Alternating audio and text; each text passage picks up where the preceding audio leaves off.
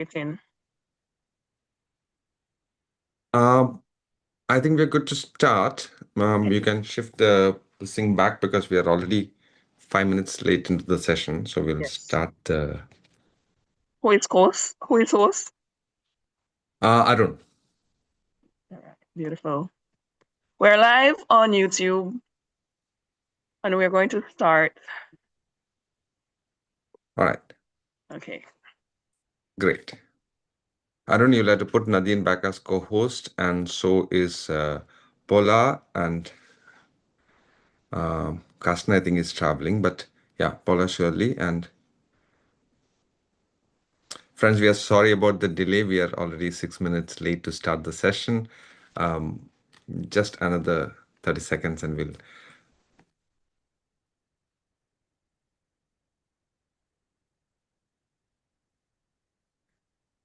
Vijay Carolina is already online. Okay, all right. Yeah. June is not here yet, though.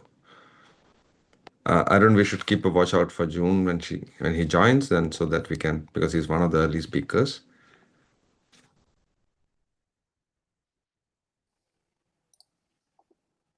Carsten is also here. I'm making him a co-host. Yeah, and Dauda, a co-host, because Dauda is giving the opening remarks from WFFP. I'm here. Yeah, great. Yes, we saw you. So today's channel interpretation thing, there are only 2 languages for which we are using the other names. So Chinese is for Telugu channel. Friends who would like to listen in Telugu, please make a note of that. Chinese is for Telugu channel. And for Turkish, it is Japanese. It's very unfortunate that we are having to use other language names, but Zoom has a limited capacity for that. Thank you. Arun? Yes. Countdown. Let's start. Nadine, we are good to go. You may start. Well, thank you, everyone, for joining, interpreters, vision organizers. I want to say good morning, as usual, good afternoon, good evening, good night to everyone, and welcome.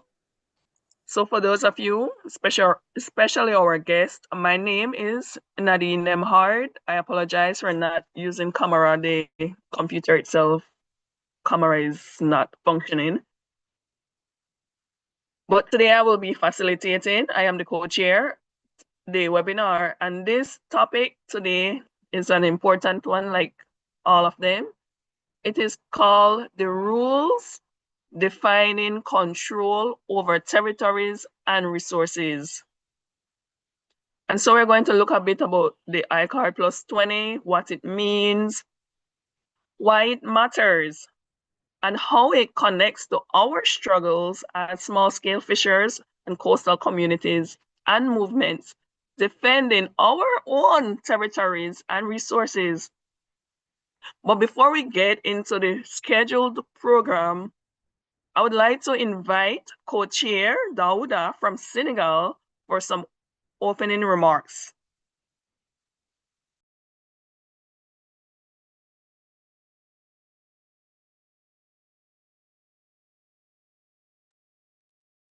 Merci, ma co-présidente. Merci à tous et à tous. Salut, je vous salue chacun à l'heure que vous êtes. Nous, ici, on est à 2h et quelques PM, 2h09 PM au Sénégal. Mes chers mesdames et messieurs, chers camarades, partenaires et amis du mouvement des pêcheurs WFFP, c'est un honneur pour nous de vous accueillir à ce webinaire consacré absolument central à des questions centrales, c'est-à-dire rompre la dichotomie terre et océan et affirmer haut et fort que les pêcheurs artisans, la terre, l'eau sont un même et unique territoire de vie, de culture et de souveraineté.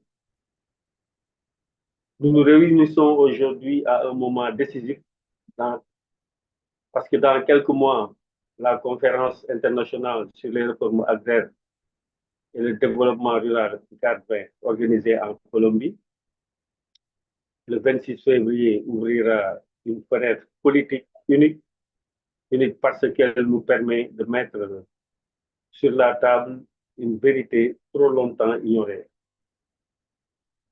c'est-à-dire les réformes agraires qui ne connaissent pas l'espace côtier, les zones de débarquement, les mangroves, les terres connexes et les eaux de pêche comme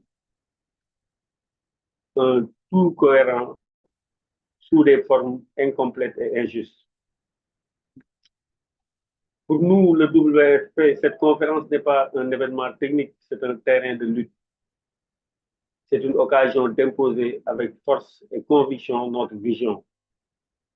Nous, les peuples des pêcheurs, avons des droits historiques sur nos territoires et ces droits doivent primer sur les intérêts privés, les politiques extractives et les décisions imposées d'en haut. Les 420 est une occasion historique d'imposer la vision des pêcheurs, une réforme des territoires qui inclut les zones côtières, les terres connexes, l'accès sécurisé à l'eau et à la souveraineté alimentaire des communautés. Le droit n'est pas neutre, il est trop souvent servi à déposséder les pêcheurs. Il peut et doit être retourné pour avoir protégé nos territoires, terres et océans. Le contrôle des territoires est toujours politique. Là où les pêcheurs ne décident pas, d'autres décident contre eux. Et aujourd'hui, nous allons entendre des intervenants qui éclairent chacun à leur manière les fondements de cette bataille. Ce webinaire est plus qu'un espace d'échange. C'est une étape stratégique de notre mobilisation globale. Nous voulons que le WFP arrivera à Bogota en février. Nos positions soient claires, fortes, cohérentes et irréversibles. Chers amis, la mer n'est pas vide. La mer n'est pas une frontière, mais nos territoires ne sont pas des marchandises. Ils sont héritage, dignité et mémoire et avenir. En ouvrant ce webinaire, je lance un appel. Affirmons notre voix, consolidons notre expertise et faisons de l'ICAD 20 un tournant dans la reconnaissance pleine et entière de nos droits en tant que pêcheurs. Je vous souhaite à tous et à toutes un excellent travail d'échange à la hauteur des enjeux qui nous rassemblent ici. Merci beaucoup. Je passe la parole à ma coprésidente. Merci à tous qui sont là.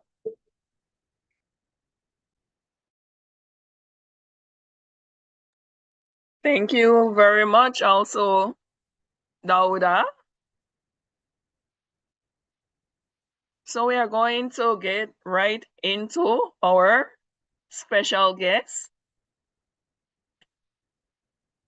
We are going to take about 90 minutes for this entire program. And we're going to hear from speakers from South Africa, Colombia, and we're going to see how much of a discussion we can have at the end. But for now, I'm going to check if June Boras is here. Yes, June is here, very much here. Yeah. Okay, June, it is now my pleasure to introduce our first speaker. He will guide us through this conversation, particularly on the iCard Plus 20, where it comes from, why it matters to us as WFFP, how we can connect to it. June, I will go straight over to you. Can you please introduce yourself? Because I don't have your full bio. Thank you. My name is June Boras, and I'm a researcher at a university in the Netherlands. I'm originally from the Philippines. My engagement has been more with the peasant movement, and I have worked before. I was part of the International Coordinating Committee of La Via Campesina before I suddenly got into the academic world. Okay, I'll go straight on a short presentation on the background of eCard Plus 20 and some kind of a couple of political points that I thought are important to think about. One is that the origin of this is traceable in 1979 for the what I would say the first e-card. It's the World Conference on Agrarian Reform and Rural Development called WCARD, which was sponsored by FAO. The context is very important.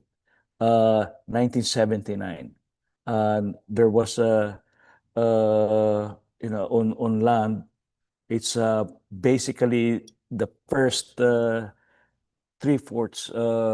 of the 20th century, where the planet was blanketed with a lot of agrarian reform struggles of different shades. And then 79 was the Sandinista victory, also calling for land reform. So there was a gathering of governments, not many, and largely what we called before third world countries, gathered in Rome, sponsored by organized by FAO, to talk about the importance of land reform, agrarian reform, and peasants in it, and call for strategic kind of commitment to agrarian reform and rural development. The year after that, 1980s, signaled neoliberalism, and the first casualty of neoliberalism was land reform. So that's the W card of 1979 became like a funeral for land reform. Fast forward 2006, between 1980s, 1990s, aside from some hotspots, Brazil, Zimbabwe, Philippines on land reform, part of West Bengal is still ongoing around the time. Parts of Sri Lanka in the 70s still. Not much was going on. In fact, many of the neoliberalized governments ran away from land reform. So from a push from social movements, and then Lula, as president of Brazil at the time, pushed for the revival of the spirit of WCARD, and then brought in ECARD, International Conference on Agrarian Reform and Rural Development, in Porto Alegre. There, about 120 or more countries were represented. A lot of top-level ministers of agriculture gathered there, presided over by Lula. Lots of social movements gathered there.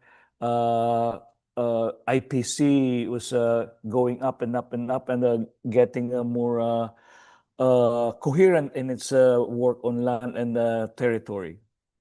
This is 2006 in March. It was a big, important gathering there.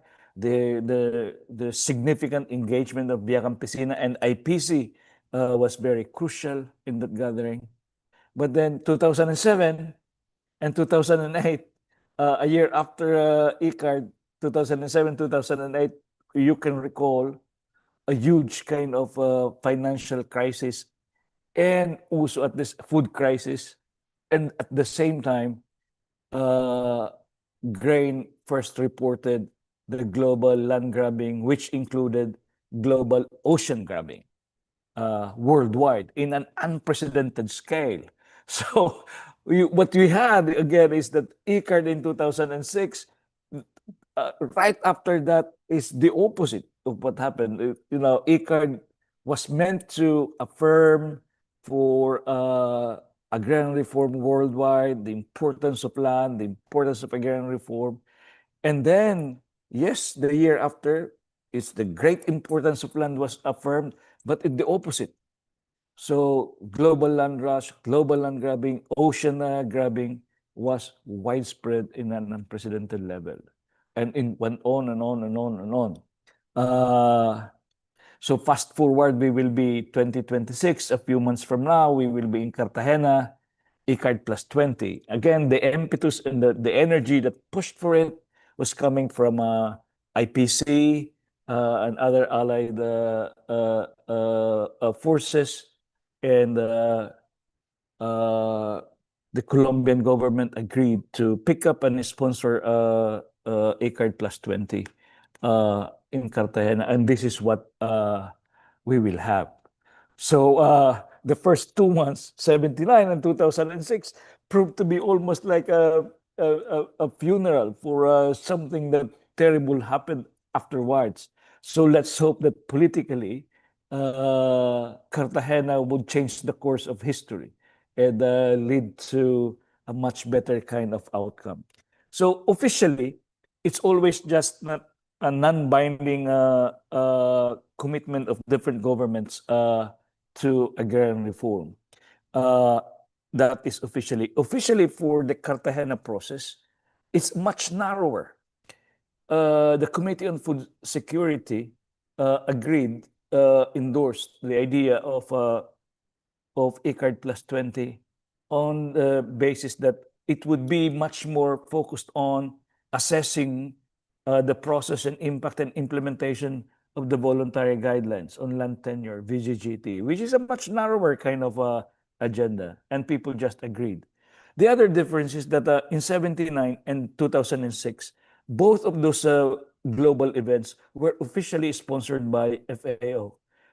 Cartagena is not officially sponsored by FAO. FAO would always say it's a Colombian-sponsored gathering with support from FAO. It's very different. It's not supposed to be called FAO ICARD. Now, there's a lot of important politics there because I think the main reason why FAO didn't want to be implicated on that, because I think the top leadership of FAO don't believe in redistributive land reform, and didn't want to be implicated in anything like that, which is an important political context that when we all go to Cartagena, everyone should know that kind of political context. Officially, the framing of agrarian reform is very narrow and even problematical. It's very much into the narrow sectoral issue of peasants for a small plot of land. Now, it has at least for at least two reasons, it's very narrow. And here, the first one is that even on the issue of land, it's very narrow because there are so many struggles for land, and not all of those struggles are within the conventional agrarian reform framing of redistributing large-scale private estates or latifundias to landless peasants. Many of the struggles in different regions of the world, including in Africa especially, are struggles to democratize access and control of land, not always in the context of the classical formulation of redistributing private estates to small-scale private individual plots for peasants. So this Cartagena framing, the Colombian government wants to broaden the framing into like agrarian reform understood as democratizing land politics to include the conventional meaning of land reform, but also to include indigenous peasants' rights, for instance, to include restitution for internally displaced population, and so on. Secondly, it's narrow in terms of sectoral questions. Again, as I said, agrarian reform is very much peasant-oriented. Now, the Colombian government sponsoring the Cartagena process wanted to broaden it to include centrally peasants, but way more than that.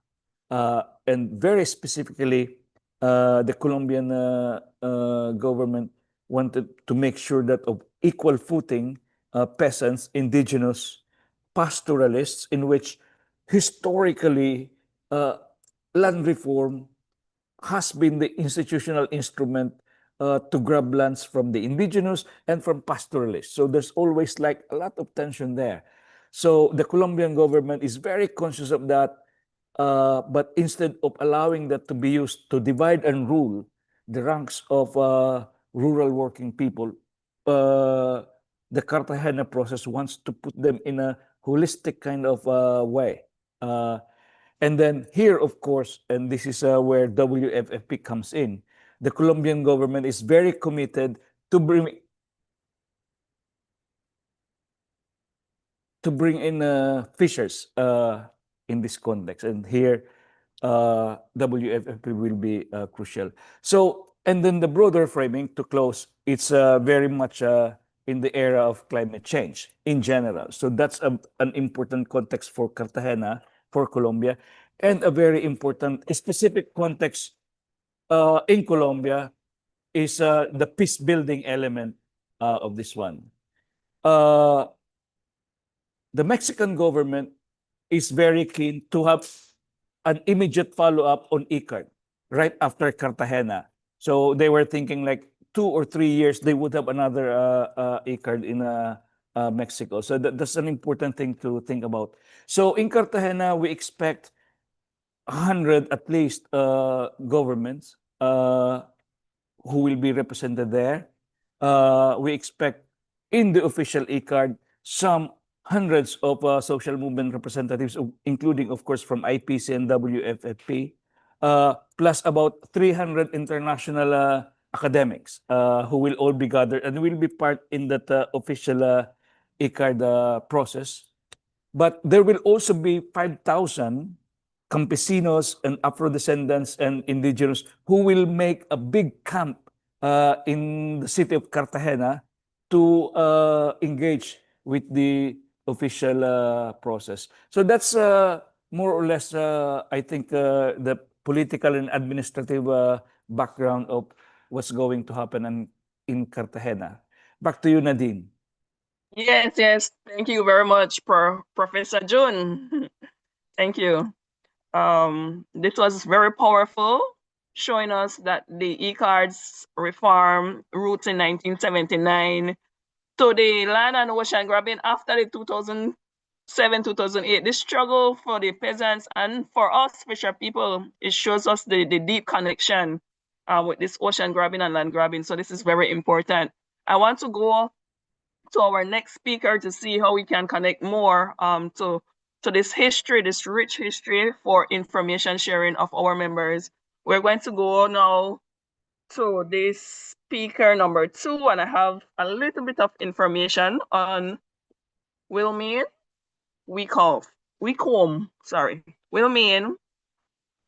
So we have Wilmeen is a human rights lawyer and is the head of the Land, Food, and Climate Justice Program at the Legal Resources Center. She has been representing traditional fishing communities and landless communities in South Africa to assert and protect their rights to land and ocean resources, also against extractive industries, and she has been doing so for at least 15 years. So we are going to call now, and if you want to add more to this rich level of work you're doing, you can do that. Thank you, ma'am. Thank you very much, and good afternoon, good morning, good evening, everyone. So since I work with fishing communities and landless communities or communities with land claims, I wanted to share some thoughts on what I see as the value, legally speaking, in a sense, of combining or at least bringing closer together the struggles of land and ocean and communities seeking equitable access to these resources. And I'm talking, of course, very much from a South African context. So I'll say a little bit about that context, which is relevant here, I think. First of all, of course, South Africa, as many countries on the continent, we have a history of incredible dispossession of the indigenous people, and first colonial and then apartheid history, and a complete disregard for indigenous law and indigenous rights, land rights, ocean rights, etc. And then in after democracy in South Africa in 1994, the constitution that was adopted contained within it an explicit recognition of indigenous law, or customary law as it was called, which it had to have, because South Africa, the democratic South Africa, was built on this notion of equality. And so equality of legal systems had to be there. But it took, as we'll see, it took a very long time for the state, and in fact, any of us, to really understand what this recognition of indigenous law means. But what is important about our context is that indigenous land rights and indigenous fishing rights are incredibly important for a very big part of the population. So about a third of the South African population are people who have some form of customary or indigenous form of tenure over land, because of the forced removals history of South Africa, and and where 13% of the land was reserved for Black people, by far the majority of the population. So people were squeezed into tiny pockets of land, which they held communally. And that remains largely the case today. Then, with regards to fishing communities, of course, we have a very long coastline and a quite a broad continuum of rights and culture and tradition and custom, quite a wide variety, but certainly thousands of fishing communities that assert customary forms, traditional forms of fishing rights. So, post-constitutionally, I want to compare the way the state continues to think about land rights as opposed to rights to the ocean in South Africa. And this is where I think there are some interesting conclusions to draw. So on the one hand, when it comes to land rights in South Africa, the conception of customary land rights is of a completely communal system. And when I say communal, and I think this is very much the same in many post-colonial African countries, it is this notion of communal where the community is seen as the entity holding the land, and very often the traditional or other form of leadership then has a lot of power. But the households and the individual within that community all but disappears. It's only the community as this amorphous thing that is visible to the state. That was, of course, exactly how it was in colonial times. That was part of indirect rule, but we've inherited it and we're still there.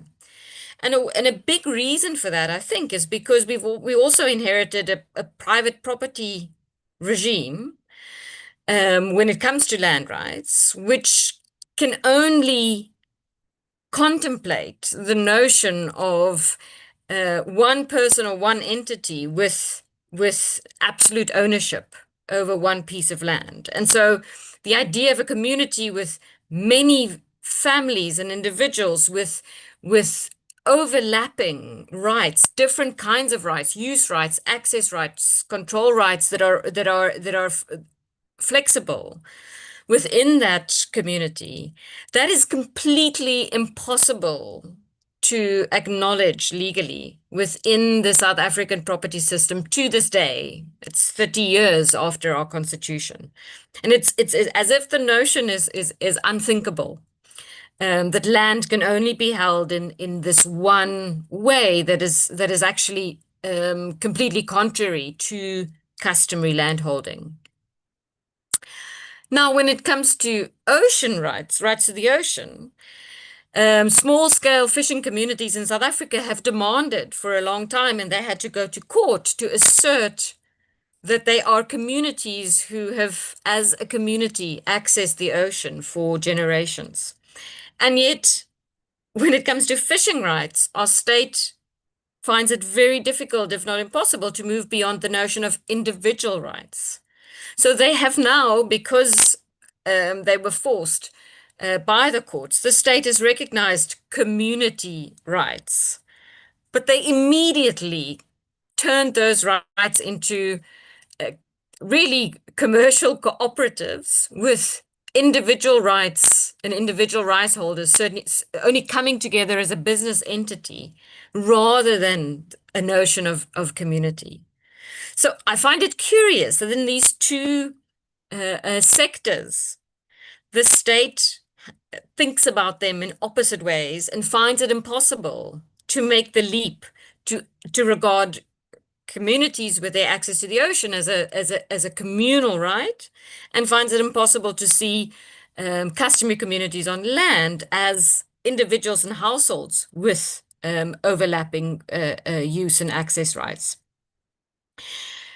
The other important comparison, I think, is that, of course, also because of litigation that we've run here in South Africa, communities have the right to free, prior, and informed consent on customary land. So where there's customary ownership of land rights, free, prior, informed consent applies. In practice, it's a different story, but certainly in law.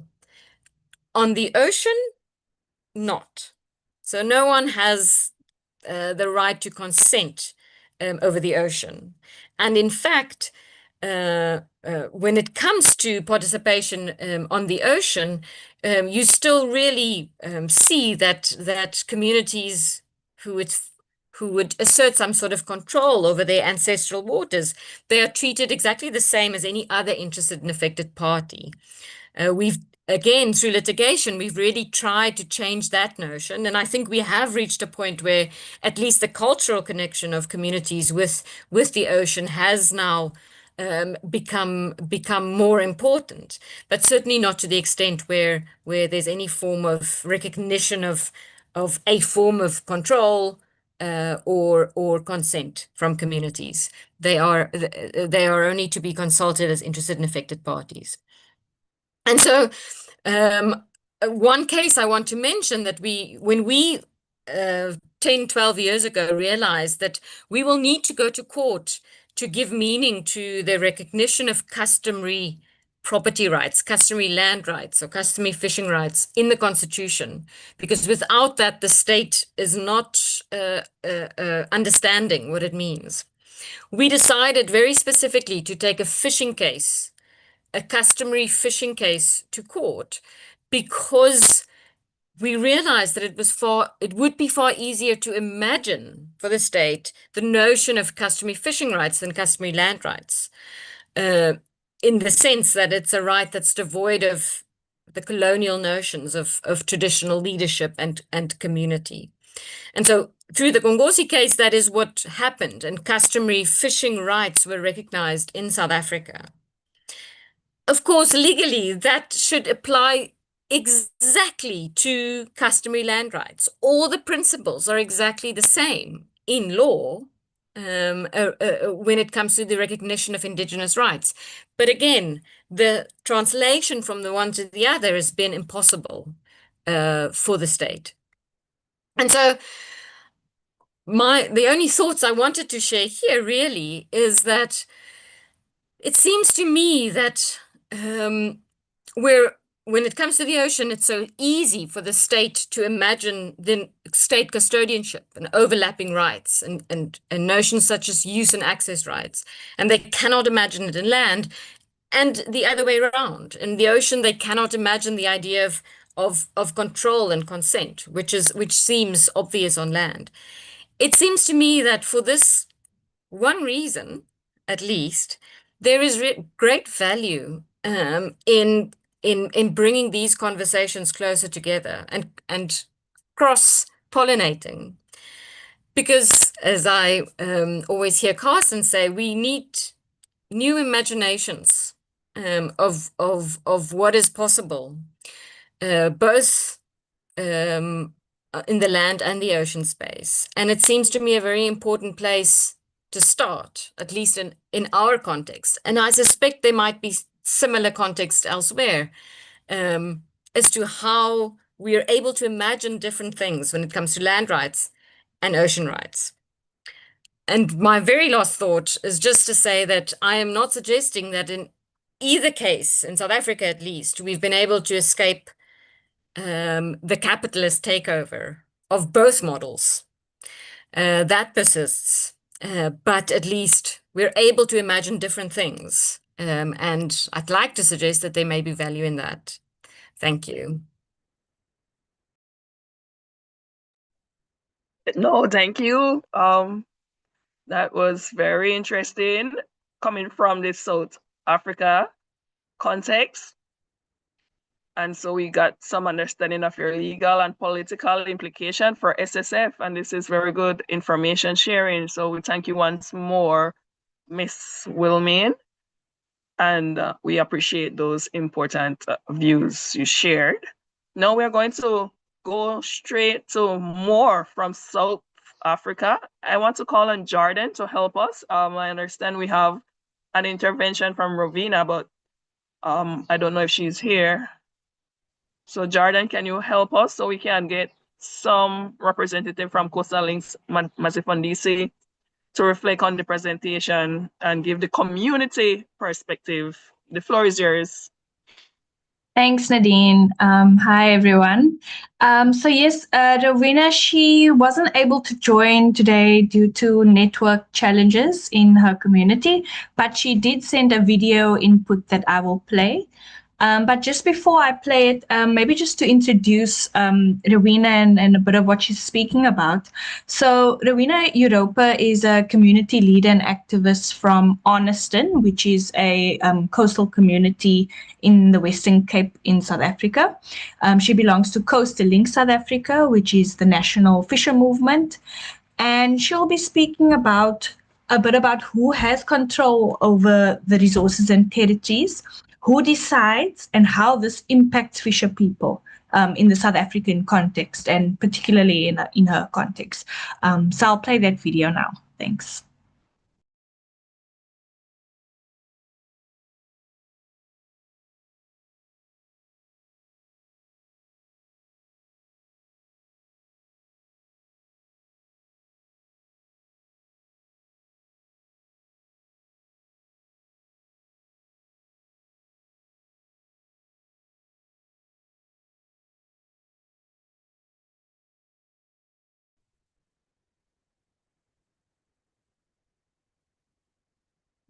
Hi, Jordan. I think you cannot be on mute because otherwise we don't hear your sound.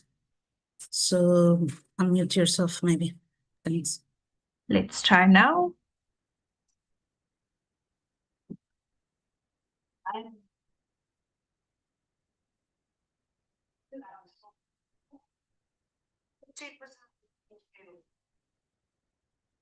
Come up behind the virus not space gospel. Hello.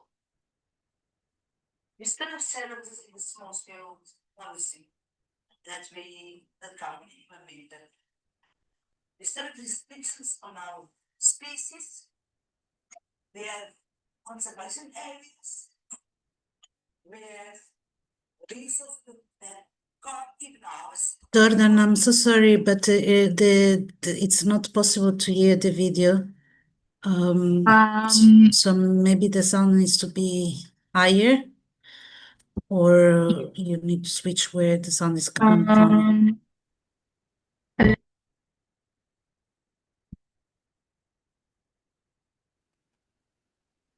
Jordan, when you are sharing the video, you will see also a small box that says share sound. Oh, You need okay. Share computer sound. Okay. Let me know if you guys can hear now. which is named the Vaneskranskrinskransa Co-op. We still have Yes, Jordan, I think you can start the video from the policy. beginning. It's much better. Sure. Hi, my name is my name is Rowena Europa from Arnested. I'm a small scale officer. I'm the chairperson of the small scale co-op in Arneston, which is named the Vaneskranskrinskransa Co-op. We still have challenges in the small scale policy that government implemented. We still have restrictions on our species. We have conservation areas. We have resources that we can't even harvest because of the conservation areas. We don't even have ownership of our land because it goes to private owners. If you see on the stats of the commercial life and the difference between the commercial life and the small scale fisher, you will see that commercial have mostly the most rights in the fishing industry. They have big quotas. They have a system that they could go to any area. We can't. We are restricted to go to some areas because your permit conditions say you can go to from Arlington to Port Nolof. Some of the species are even in that zone that they give us. This is the same with the basket that we received. We received a basket that there are species in that we can't even harvest because of those restriction areas and the conservation areas. The challenges which is stuck now, we have the co-ops that you are in a co-op that are 100 people with different mindsets, different goals. Most of the people think this co-op is a business co-op. But for me, as a traditional bona fide fisher, it was a co-op that should,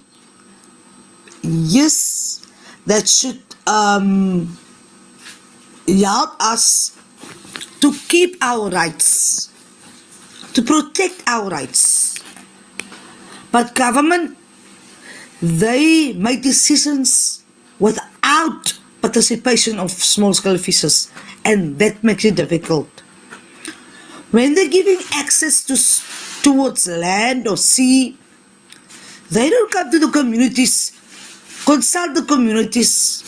They're making decisions about the information that they get from the scientists, which is really unfair because we are the workers who's got experience, who making our living out of the sea.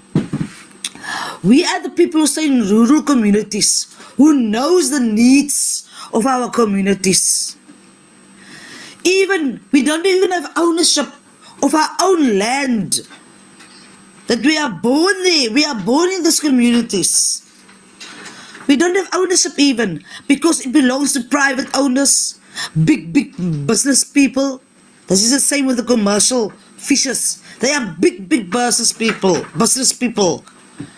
We don't have that ownership, owning something, owning a boat, owning the boat that we owned is so expensive because to make it so that you can go to sea, because the certificates that we need for that to go to sea, the gear you have to buy, the equipment you have to buy is so expensive. For instance, a VMS is about between 12 and 17,000. The tools, the data that this VMS tracking device needs is 1,000 rand per month. The resources that we get in the basket is a seasonal. The West Coast lobster is a high value species, but it's seasonal. You're getting 6,000 rand per year. As you can see, the lionfish, we still have issues with the lionfish because most of the species which is the traditional species, there's limitations on, there's restrictions on. So how can we make a living? We have these issues and challenges in the small scale that a lot of people, they got other jobs.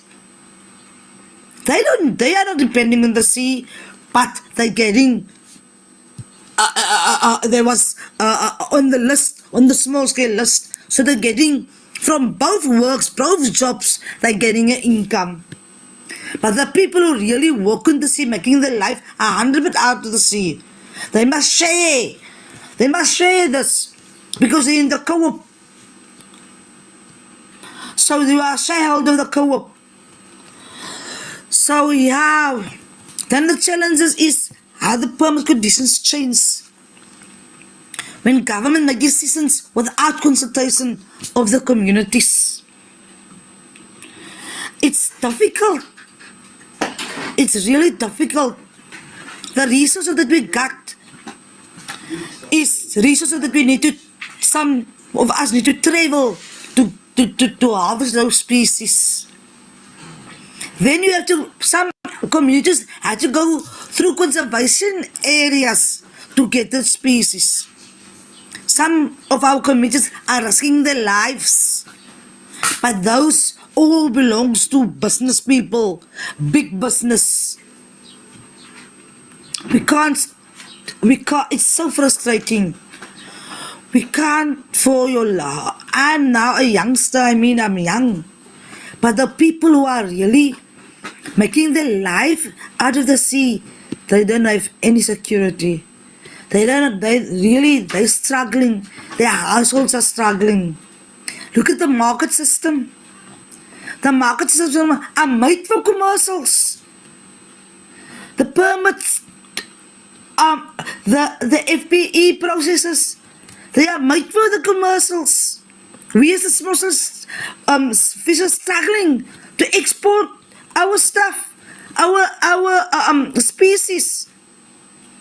For me, if government don't consult the communities, I see bad days for the small scale because we're getting the breadcrumbs. Those baskets that they give us is breadcrumbs. They need to come to the communities and consult the communities and before they make decisions for the communities. If we're looking zones that people have to work in, it's so difficult for them to survive. But you work for 14 years in that area, suddenly that area became a conservation area without consultation of community. Please, we ask government, come to our communities. And because we want to know why is a small scale policy that we wrote as fishers, why is it so complicated? Why can we not making a living out of it? When we write those policy, we know surely what we want. But this policy that have been implemented now, for those 2 years, this isn't the policy that we write. This isn't the policy, this isn't the fishers policy. So, that is my point of view in the small scale. Thank you, Jordan, and thank you very much, Miss Ravina, for bringing this live and you live through this experience. and adding from a fisher perspective to the discussion. So we can see that when we go to ICARD plus 20, that just as the colonial and the apartheid era exposed land disposition and denied the communities of their rights, we have the same issues and problems, the industrial fisheries. It excludes us from control and from benefits. So this is very rich information. So we thank you once more. And we are going to move on to another speaker. This speaker is no stranger to us in the WFFP. This is Miss Paula. She's going to introduce the Colombia case. And of course, we heard that Colombia is the host for ECARD. And so we're going to connect the struggles of our territories to the governance. So Paula, you may begin. Thank you. Hello, everyone. Hola a todos. Good morning, good afternoon, good evening from wherever you're joining this call. And thank you so much to the South African comrades who shared their stories and also for June for this introduction to ICARD plus 20. So it is important to highlight that the struggles that were shared by the case in South Africa are also shared in a different way, but in general, in the case in Colombia and through what we have heard in the movement in many other places around the world. Oceans are being grabbed at an unprecedented scale, and this has a very long histories and complex histories that connect oceans to broader economies. And we see, I think this is important in connecting and in thinking about the space of ICARD plus 20, is for us to think about how these struggles are shared. Yes, fishing communities are being pushed out, are being criminalized and excluded from governance processes. And this is happening also to other food producers, other artisanal ways of life.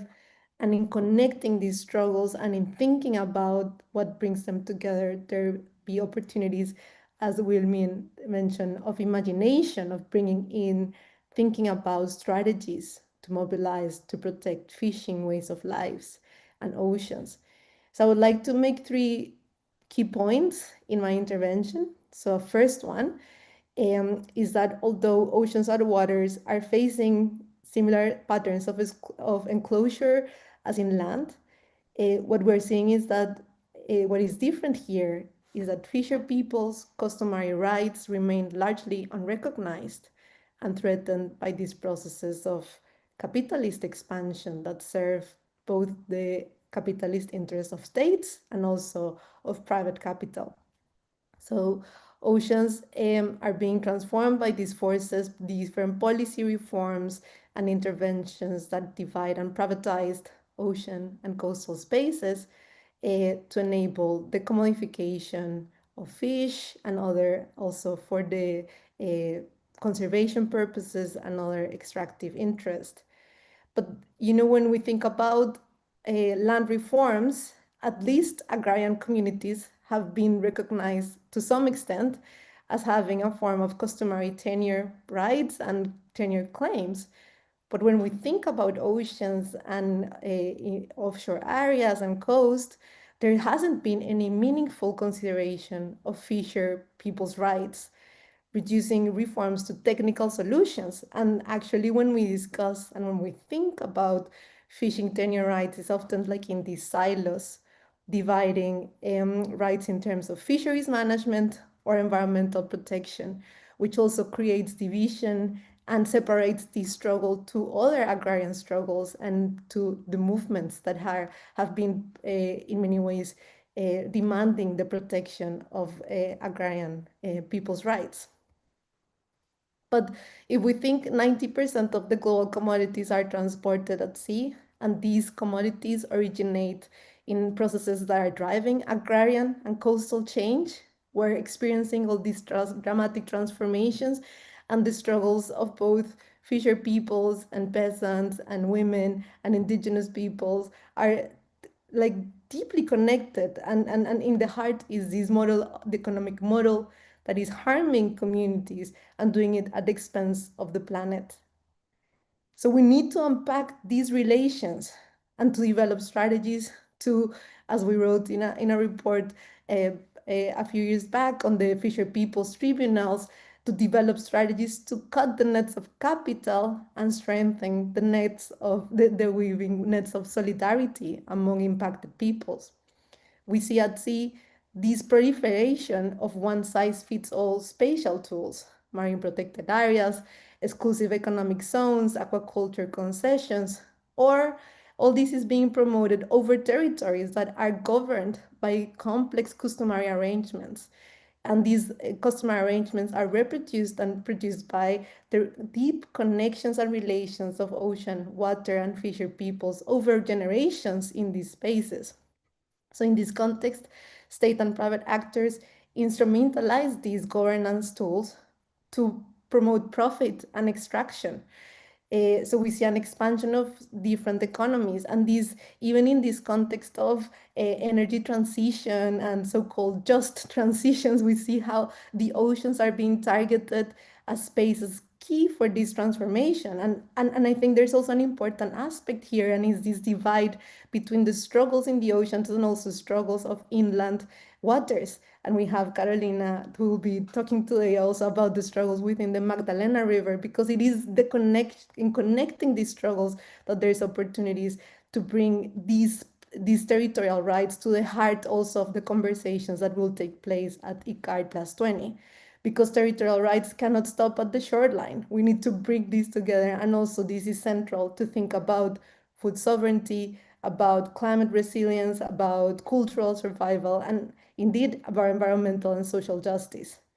Second point is that although some legal frameworks exist, and there has been many instruments and strategies that fishing communities are using. In Colombia, for instance, we have through the push for the collective territorial rights of Black communities in the Pacific, also the use of artisanal fishing zones, co-management schemes in protected areas. But still, what we see is that these, regardless of pushing for these zones, the implementation and the application of these strategies is where we see that actually this is ruled by the capital interest of states and also of corporations and industries that block any meaningful change. We see recently in Colombia in 2025, this year, the Constitutional Court recognized finally the rights of Black communities over their mangroves and low tide lands. This is, of course, this should have been already been recognized back in the 90s when these rights were granted by the Colombian Constitution. And we see that beyond that, these communities have developed all these different strategies, but these strategies have often been constrained by this idea of zoning, of extraction, of only thinking about lives in terms of fishing as a job, not really as a way of life. So when we think about, for instance, artisanal fishing zones, these are reduced to the idea of a zone that is only in terms of who can access it through different tools, rather than thinking about then what does it mean to keep and to protect artisanal fishing ways of life. But we also see that globally, the fisher movement has been very, moving a lot different strategies like small-scale fisheries guidelines, which explicitly recognize customary tenure, human rights, and community management. Yet these frameworks remain largely unimplemented, and we see a familiar pattern in other land tenure reforms and structures. So we see also this struggle. The struggle is sometimes we focus a lot on having the policy, but then the policy after that is when we see the reality, as also was shared by Romina in terms of South Africa. So despite legal recognition, fisher peoples continue to face growing criminalization, displacement, and erasure. Marine protected areas are being imposed without consent. We see exclusive economic zones and vast territories that are being divided into blocks for state companies and multinational corporations. And this is, of course, undermining and a big threat to these customary arrangements that have governed these waters and spaces for generations. So the gap between policy and practices reveals a fundamental truth. Legal frameworks alone cannot overcome the structural power of capital and the state. Just as land reform requires political will and social mobilization, securing fisher people's rights demands challenging the forces that profit from ocean enclosures. ICARD Plus 20 must move beyond celebrating the existence of guidelines or the push for new ones to confront why the policies and reforms that we have are failing to protect these communities on the ground and also the seas and waters. Implementation requires solidarity, also requires resources and the recognition that fisher people struggles are central to broader fight for agrarian justice and rural development. Third point is fisher peoples need to like there's a need and it has been an important push from the movement to build solidarity with other movements that are also being impacted. And we see also this aspect of the limited recognition over the struggles of fisher peoples in broader conversations and spaces in land-based movements. So we have it is important to also use this space, Carpas, to continue in this endeavor of connecting the struggles of marginalized ways of life. The isolation between inland waters and oceans, between land struggles, only serves capital. Many communities depend on both, and it is important that we can challenge these divides to bring together communities are resisting the violence of capitalist expansion, colonialism, and also patriarchy. So ICARD Plus 20 provides a critical opportunity to build bridges and also to connect these struggles. So thank you so much for listening, and yeah, looking forward to the discussion. Yeah, beautiful, Paula. Very, very insightful. The more we unpack the connections, the more we see that small scale fishers are part of the broader land reform struggle. So we thank you once again, Paula, for the important overview you presented. And as we follow the agenda, we have, I don't have the name of the lady, but the Women's Network, Magdalena River Movement will be making a presentation now, and this is from Colombia. I want to open the floor now for the intervention. That's Myrna Herrera from Colombia. Paula, could you just give us a brief about Myrna as well as we start? Of course, thank you. And similar to Robina, sadly, Mirna Herrera Vente, who is a feminist and Black community leader, educator, and human rights defender from Timbiquí, Cauca, hasn't been able to join the call because of connectivity issues, which also tells about this historical marginalization that these fishing communities experience, right? But she has more than 38 years of teaching experience using decolonial popular Black pedagogist and feminist activism in Colombia.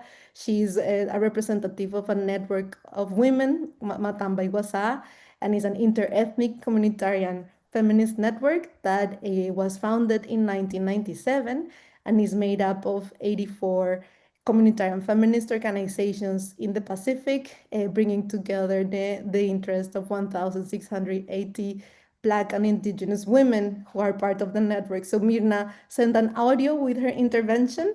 So yeah, looking forward to listening to that.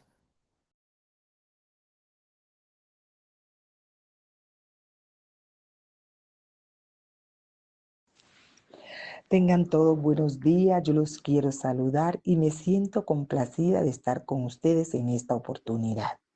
Yo soy Mirna Rosa Herrera, natural de Timbiquí, y me siento muy contenta de estar con ustedes aquí. Mi organización de base es Apoyo a la Mujer, uno de los tantos grupos que hacen parte de la red. Matamba llevo por nombre y WhatsApp por apellido, mi trabajo es consagrado en lo urbano y en los ríos.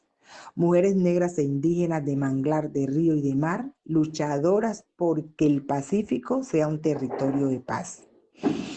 Timbiquí, ciudad de aprendizajes y que acuna sin reparos, el mestizo, el negro y el indígena Timbiquí los guarde en sus brazos. Árbol que da sombra a todos, que enseña con amor, remanso lleno de abrazos, de paz, cultura y tradición. En esta oportunidad, las mujeres negras e indígenas que hacemos parte de la red Matamba y Guasá, queremos aportar a este espacio mundial de los pueblos pescadores y queremos dejar nuestra voz.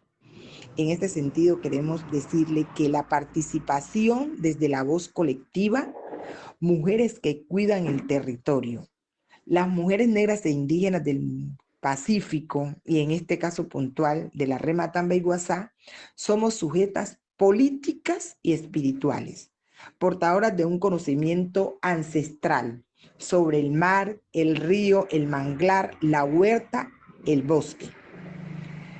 Para las mujeres negras e indígenas, el territorio no es solo un espacio físico, sino un cuerpo vivo que sostiene la vida comunitaria, cultural y espiritual, y también económica, de hecho. Por eso, en este foro queremos expresar que el rol de nosotros las mujeres es como guardianas del territorio y de la pesca artesanal. También la forma como las mujeres nos apropiamos de todas esas actividades tradicionales de producción que hemos heredado.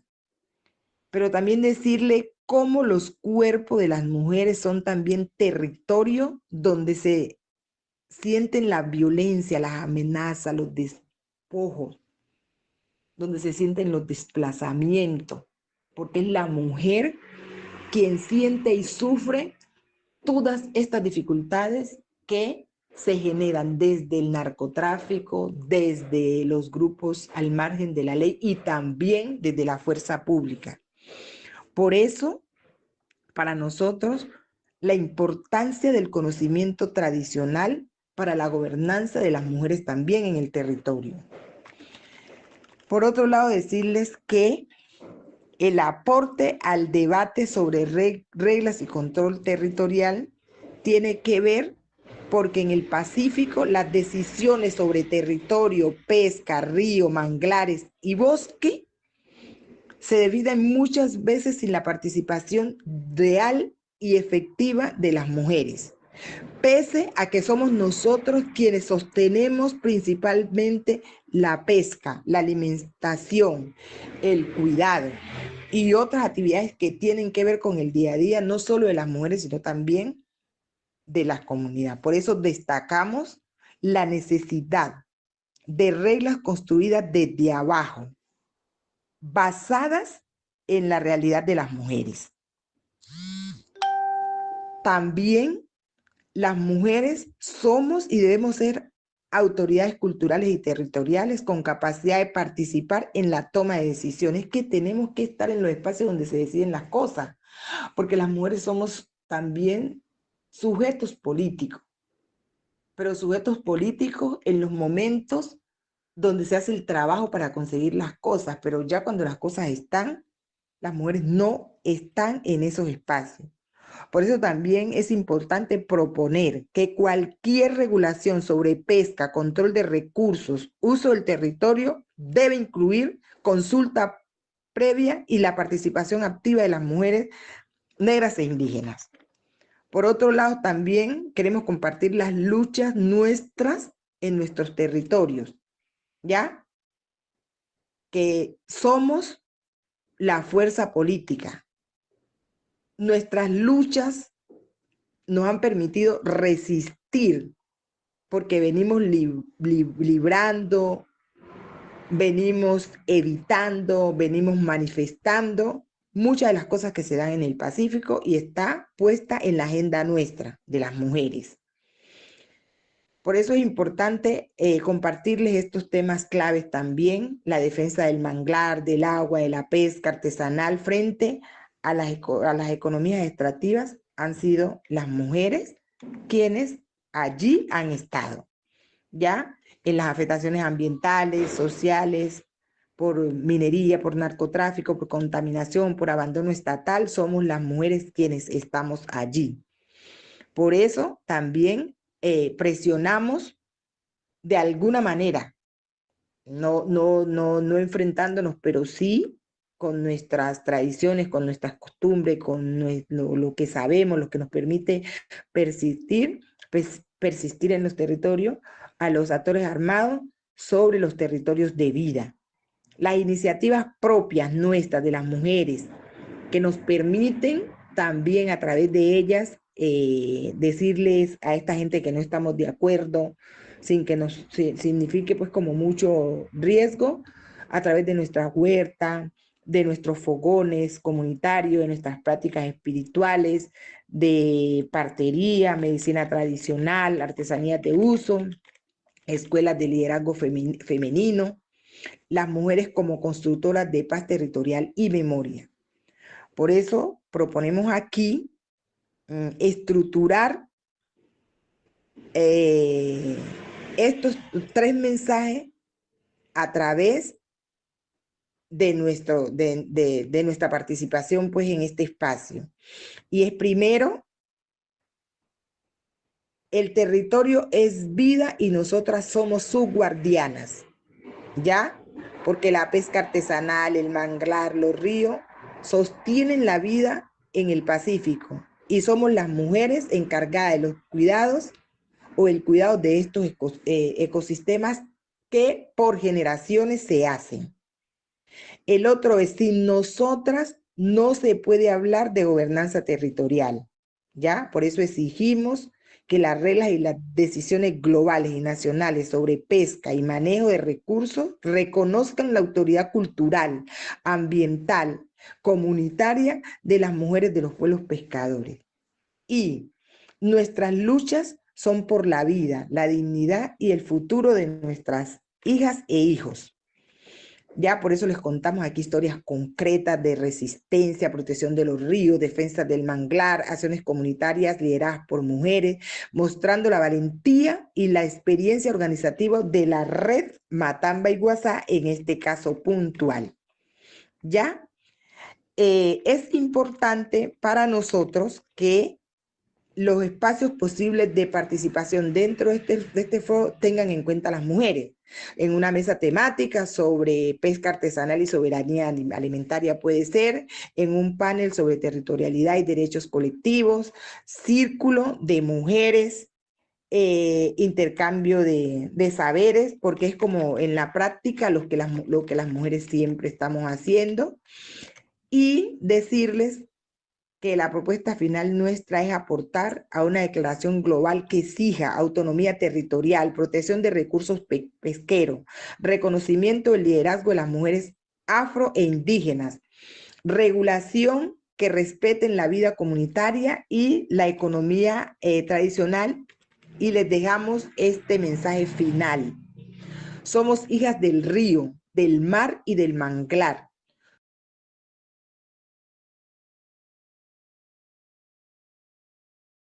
Yes, thank you, Paula, for facilitating this very powerful intervention. And I have to be biased because of the lens and the perspective coming from the women in the fishing community.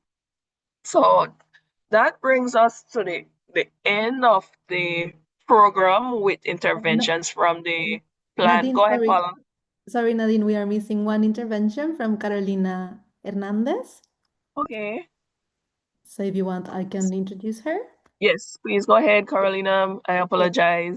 Thank you, Nadine. So Carolina Hernandez Rodriguez is an environmental social scientist and a researcher at the Magdalena River think tank at the Colombian National University. Her research interests focus on amphibious territories and water perspectives. Carolina has been working with Maria Benitez Trigos from Gamarra, who is a social cartographer and a leader in the defense of the Magdalena River, its ecological integrity and the rights of fishing communities. So they're both, Carolina is going to present in the name of both, but this is a collaboration and we're delighted to have you with us, Carito. Go ahead. Thank you. Thank you very much. as similar with the other woman who couldn't participate today because of the network issues, Maria couldn't join us because it has been raining in her town, and when it rains, everything fails. So as Paula was saying, really it shows us the vulnerability of people living in rural territories in Colombia, in this case. So thank you, Paula, very much for this invitation, and because this opens the possibility for us to strengthen these links from riverine and river struggles and claims with the coastal and land fights. And for us, it's really interesting to start sharing with the World Forum of Fisher Peoples the struggles of the fisher peoples from the Magdalena River. So, well, my name is Carolina Hernandez. I'm a Colombian researcher. I'm finishing my PhD in geography, and I'm a researcher at the Magdalena River think tank, which is a network of researchers, not only from the universities, but from people living in the river and sharing their knowledge.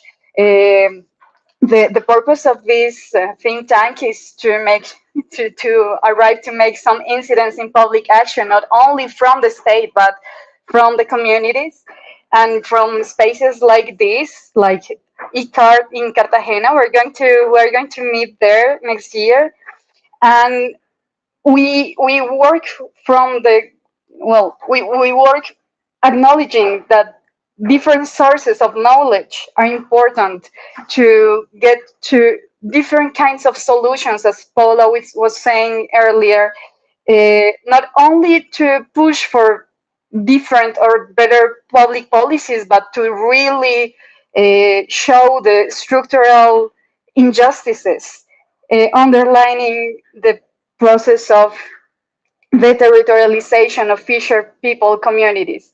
So in the Magdalena River think tank, local communities are researchers at the same title as university people coming from universities. So this webinar is really perfect to share with you and to learn from other experiences of, well, in Africa, in Asia, in other places that really we have much more in common than we thought normally. And we would like to share with you the experience, the work we have done this last year, really led by Maria, who couldn't join us today, about a proposition born on fisher people and river and population claims that we called water restitution. As our colleague from Senegal at the beginning of this webinar was saying, water is not an empty space, not seawater, not river water. And as Paula was saying, if not only the maritime customary uses and rights from people has been neglected, but also those rights has been neglected on the Magdalena River. The Magdalena River is the main basin in the country. It crosses almost all the country from south to north. And we have in this river a lot of what we call amphibious spaces. So places that are at the same time for land and water, where the dynamics of land and water are in constant changing, like riverbeds, riverbanks, deltas, floodplains, wetlands. So this permanent dynamic urges us to overcome the binary of land and water even stronger than any other. And even the continental and seawater that has been like an imaginary but very powerful limit, difficulting joining the struggles and the fights. So in Colombia, these amphibious territories have suffered silent process of illegal appropriation and grabbing through processes like desiccation, like cutting off connectivity among lakes and main rivers, among, for example, mangroves, sea and inland water in the case of Ciénaga Grande, Santa Marta, that you may perhaps hear. And this process of alteration of, well, this is a double process of, at the same time, ecological alteration and dispossession of customary and community rights. And as Wilmin in the case of South Africa was talking, in Colombian case, amphibious territories are, according to the law, national property for common use, and there are a lot of common customary use rights that have been, as I was saying, neglected in these processes of, in the process of also managing land and water that has been absolutely separately managed, but also in the process of restitution of land rights that in Colombian case, in the case of post-conflict Colombia, has been, there has been process of those restitutions, but there has not been acknowledging of the dispossession of rights over the water, over the amphibious territories. So what we are proposing in the first place is to recognize that amphibious territories and water are territories, actually. They're not only resources, they're not empty spaces, but they're territories lived. And yeah, and the dispossession affects directly territorial rights and also affects, well, for example, food access and security for riverine populations. So our proposition is the recognition of water as territory as the same status as land. And since that recognition, and since they're to recognize the need to restitute the restitution of water rights, of territorial rights on water, and the recognition of community use of those amphibious territories. These claims involves at the same time a legal and an environmental demand of action from the state, since the restitution of amphibious territories demands not only to rethink the entire system of property rights, even collective and private, but also the restoration of hydrological and ecological dynamics, restoring the wet in the wetlands. Thank you very much for this space, and I hope we can continue sharing here online and in Cartagena next year. Thank you very much. That's wonderful. Thank you, Carolina. And thank you, both you and Maria, for this excellent interventions that you both made.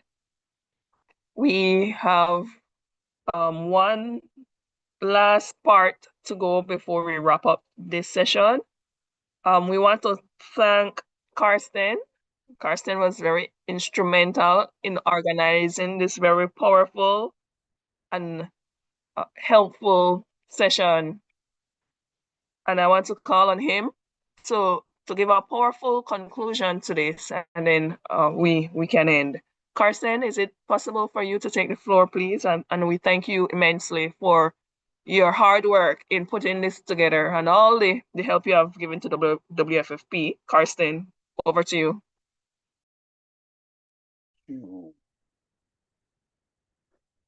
Good morning, good day, and good evening, everyone. Thank you very much, Nadine, and thank you for very informative inputs from around the world. Some inputs with real good evidence, empirical information from the ground, from the fishing communities, but also some more political, historical interventions. I think, I mean, this is probably the first time in a WFFP conversation, I will actually say in a fisheries conversation, that we have heard what I would call a well, historical and political explanation of what ICAD actually is and why it is important. It was good to hear the strong connection to the ocean space, to ocean grabbing as well. I think from actually all the interventions we've heard that oceans is not just about, or fishing is not just about something that happens in the ocean. I mean, it's so intertwined with what is happening on the land, in the mangroves, in the rivers. So I think it has been a good session to kind of force WFFP to think more about ICAD plus 20. There's still a couple of months to go, so there's time to dive deeper and have more conversations on how to strategize, how to plan for ICAD in Colombia. I think it's very important to also, we heard a clear call for Colombia to come together around the table when ICAD is happening. It's very important to use this space to connect the land with the water, and to connect with all these other social movements who will be present, and to dive deeper into the conversation on reform in also a fishery context. I mean, just reflecting on these interventions, I think, I mean, in particular, Wilmian's presentation from the South African context, kind of, well, it opened up for a deeper conversation on what we actually mean when we speak about policy in a fishery context. What does that look like? We know, and we've heard from IPC, from WFFP, from other actors, a lot about the small-scale fishery guidelines and the principles of those, which are hugely important, and calls for these guidelines to be implemented. But it's almost like there's a need to go deeper, and ICAN gives us that opportunity. So what does policy actually look like? What are the ingredients in these policy reforms? We know that the times we live in, governments have their mind set on private property as the underpinning rule and regime for any reforms. And we know that is a massive problem. So what is it that should be different when we speak about policy in a fishery context? How can we imagine different policies, and what is there to learn from different places? I think here South Africa, as we heard from Wilmian, has a lot to share, and that will be food for thought. So I see this, it has been a very important conversation, many very important contributions, and a lot of food for thought. And I really hope that this has triggered a lot of thinking, and that it will pave the way for very good preparations for ICAD. I think that's important for WFFP. So from my side, from the side of Transnational Institute, I mean, thanks very much for all of you who have participated and presented in this webinar. Thank you. Back to you, Nadine. Thank you very, very much, Karsten. Thank you to all the speakers and the participants. So, like you said, we agree today's session has helped us deepen our understanding of ICAD plus 20 and why it matters for fisher peoples and for the WFFP movement. So the reflections that we heard will guide us as we prepare for the work ahead. Thank you for joining, and we look forward to continuing this process from now until we gather in February in Colombia and beyond. Have a great day or night. Goodbye.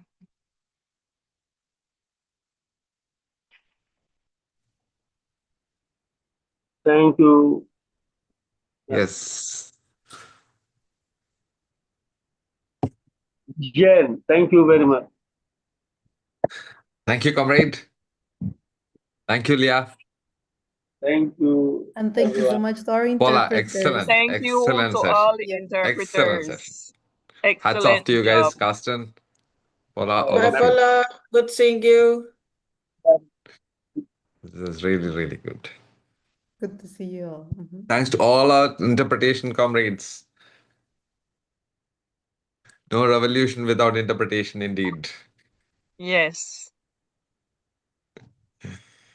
Thanks, Nadine. Thanks, Nadine, for holding up. Thank you, Vijayan. I've Lovely, never been lovely. able to end this YouTube. I think it's because I don't have host. I don't see the feature. I will All right, leave this yeah. meeting. Aaron, you need to put her back as host quickly, and then we will close this. Carolina, thanks for joining us. It was Thank you, lovely to listen Yes, to. Very, very Carolina. powerful. Very, very powerful indeed. Thank you. Goodbye, everyone. Thank you so much. Bye bye.